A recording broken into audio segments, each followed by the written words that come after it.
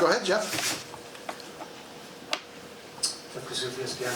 Emma, a few days ago you talked about the dangers of scoring early, maybe letting off the gas, being on the back foot. How do you feel like the team handled those exact circumstances today, and how rare is it to get a teaching opportunity, as you've talked about, with such a parallel from 3 days later, 3 days ago? I mean, let's start with the fact that 10 players have 100 caps. Emily Sonnet has 111. So when you're looking at experience amongst 10 players, there's not a lot there. And I knew that there would come situations that show some of the dynamic qualities they have as less experienced players. I thought positionally, attacking wise, we were much, much better in all phases of the field. I think it's a good lesson.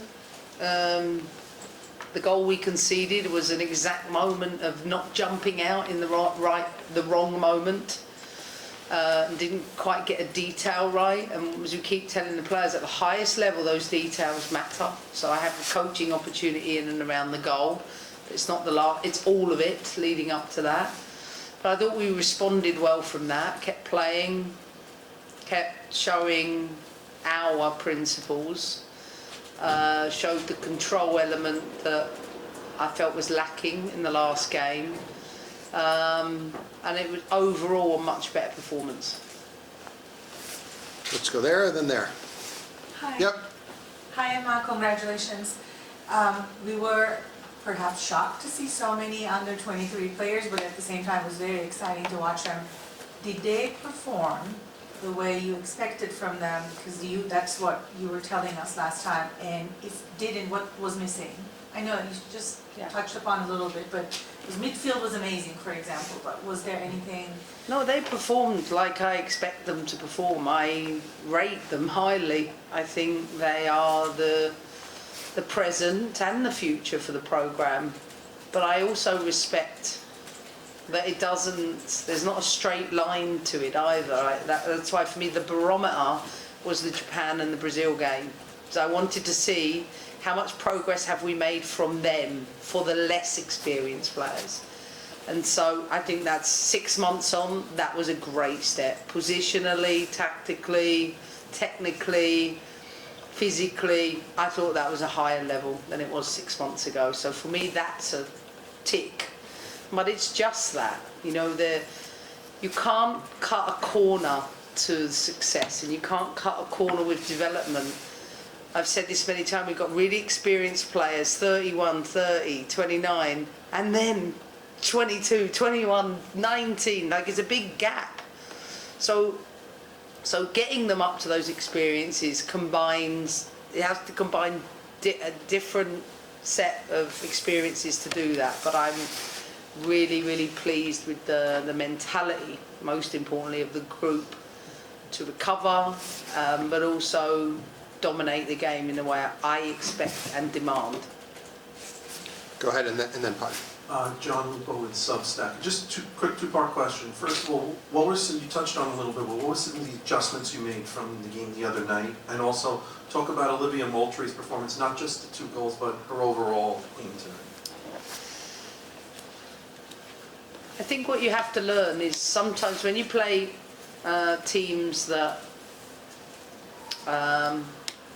they know how to control games in the deepest spaces. They take all of their numbers low.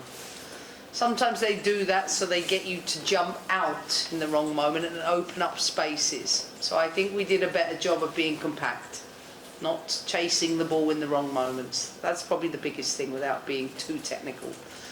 The second was, if you want to control games and get players in the right positions higher up, then you have to build up very well, successfully. Build up, control in the right areas, make the opponent work. Something we didn't do the other night, but we did do it tonight. So I think we got those 2 pieces right. Yeah, and I think they're probably the biggest differences. For Olivia Moultrie, I think she's having an outstanding season. I think she's a goal threat. I played her off of the right, but coming inside, I knew there would be second spaces inside the box. I think she exploited them well. I think both her and Jaden had very good games. Just touching on that, the midfield picture, all that, can you elaborate on Lily Johannes' performance today and just the progress you've seen her make over, the last 6 months, last year? Yeah, I mean, she, like Claire Hutton, plays beyond her years. She has no fear to get on the ball with pressure, solve pressure. She can switch balls out, she can thread balls in behind. Still think there's a lot of work for her to do defensively for the team. At the highest level, you have to be really, really good. And she still has work to do in that area, as do all of them. But again, better progress. She's playing in a high-level training environment, one of the best environments in the world, and that's only going to help her. And I'm very, very happy she chose USA to play with, because she's going to be an important part of our team. Sean, go ahead. Sean, Soccer Rally Magazine. What a difference a game makes. 10,000 more people, a win. Can you pinpoint one or two things that you feel were key in the turnaround for today's game?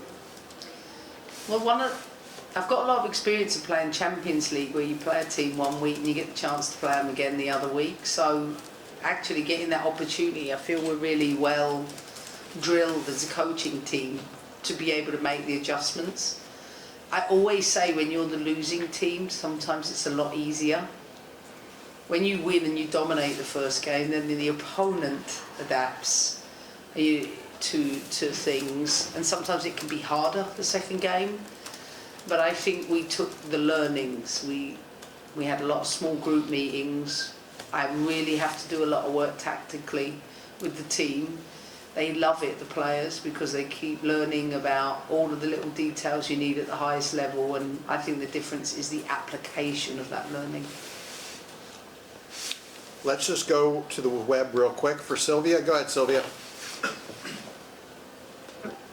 Thank you for your time and congrats on the victory. Again, I know you don't love to highlight visual performances, and obviously defense is a team effort, but Jordan Buck completed 68 of 69 passes today. Can you just speak a bit to her performance and her completing a 90-minute game? Again, she's like 17 years of age, but she's so talented and she's there on merit. She's good enough to be there, and I trust her. Again,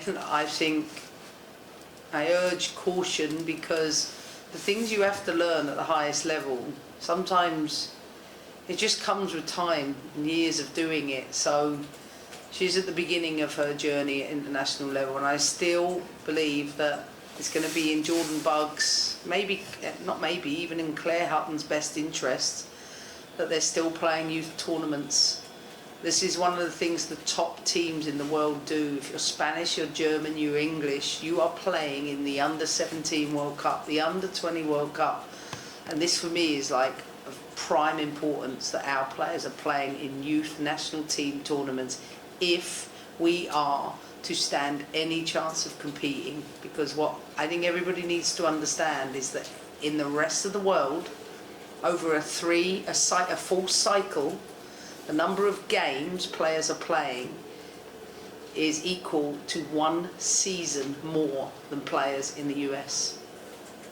And so I have to close the gap. This is why the youth national teams, our international calendar, is critical for the development of youth players in this country.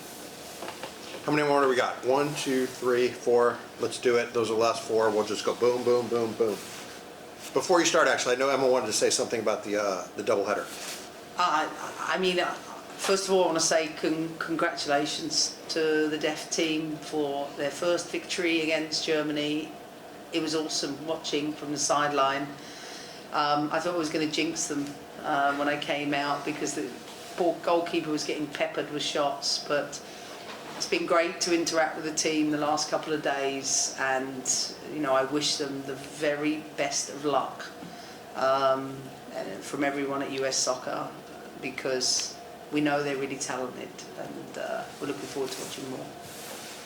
Mel. Melanie from The Athletic.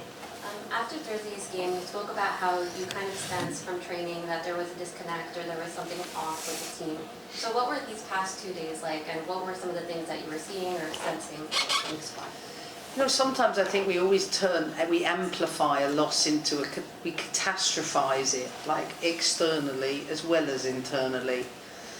Like, and I know you get paid to do those things, so I respect that, but sometimes it's just like, I don't know, how are you when you've had a month off over the Christmas break and you've gone back to work with your colleagues, and sometimes it just takes a little bit to get into that. I think we've never had a 113-day break between international games, and for us it just felt like we just couldn't get a rhythm going. So what I did is return the team to basics, and those basics look like small pictures, high volume repetitions, creating connections between them, so that we were coming out of the session with hundreds of passes between us. So we got used to the distances, we got used to the relationships, all of those really little things, and I think that's why the performance looked like that, because it just reminded us of our play again. Each player had to go from their club to like, oh, all right, these are our principles, this is, you know, it just took us a bit of time. It's not a disaster. Gabby Applebury, the Nine Sports. How special was it that the United States got to recognize Alyssa Nair before today's game? I mean, amazing. I've said this a few times this week. This is not a slight. I think Hope Solo was like an amazing goalkeeper. She really was. I think it's hard to sort of pick apart goalkeepers. You could say the same with O'Brien.